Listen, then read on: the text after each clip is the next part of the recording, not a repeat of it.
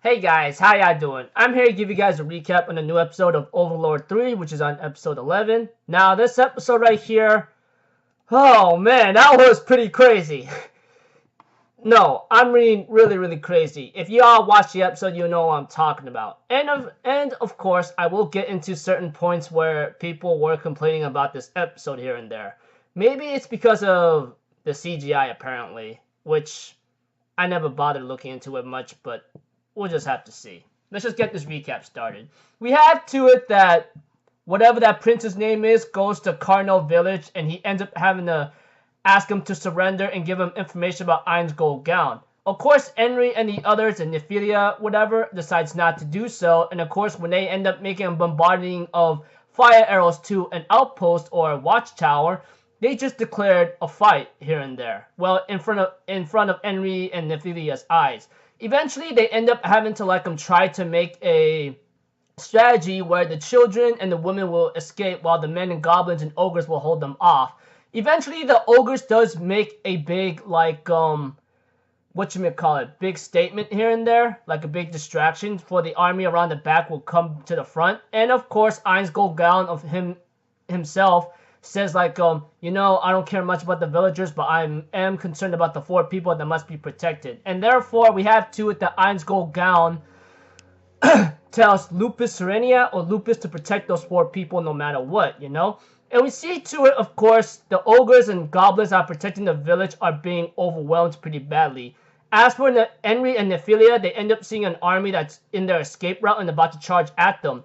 Henry, knowing that she has no choice, ends up using the horn of the goblin, and all of a sudden, we see to it that even Ain's gold gown is like, what the hell just happened?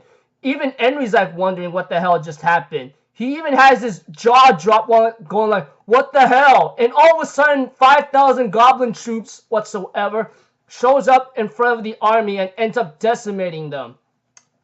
They had pikemen with shields, heavy armored troops, along with arrow goblin archers, along with a general who commands them and says, we're at your service to help you out. 5,000 goblin army troops are at your command, Henry.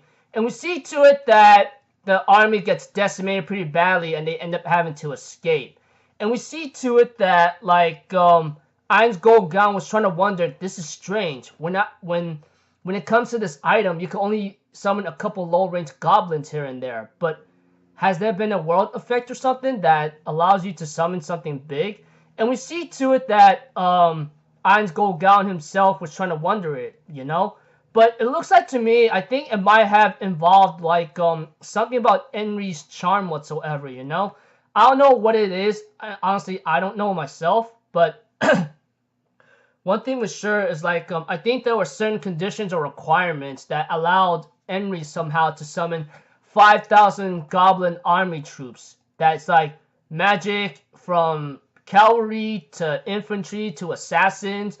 And we see to it that the army that's retreated from the goblins ends up having to take some rest. But apparently, Lupus Serenia, on the orders from Ain's gold gown, is to massacre the entire army. Not to mention, she brought in some goblin assassins that was at the war for that they were at right now. She says, I hope you had fun with these guys because they are pretty hungry to slaughter all you guys, red cap goblins whatsoever. And they end up slaughtering the army while the prince himself is at mercy with Lupus Serenia or Lupus, which I know she killed him in the end anyway, because obviously it's the only choice because he is no use and nothing more than trouble.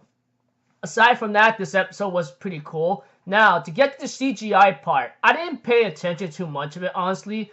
I was just really shocked and surprised to see an entire goblin army, 5,000 troops to decimate an entire army and have them retreat. I was like, huh?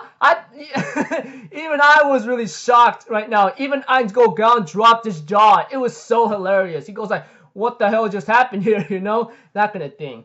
Anyways, thought the episode was really fun. Nothing much really happening, Just that army whatsoever attacked Cardinal Village, and Henry, in the desperate situation, summons 5,000 goblin army troops, and that was just crazy. And Lupus Serenia, or Lupus, in a simple nickname, ends up killing the prince and his army, obviously. So until then, I will see you guys in my next video. So I'm Alpha Zero, people. Have a good day, and I'll see you guys next time, right?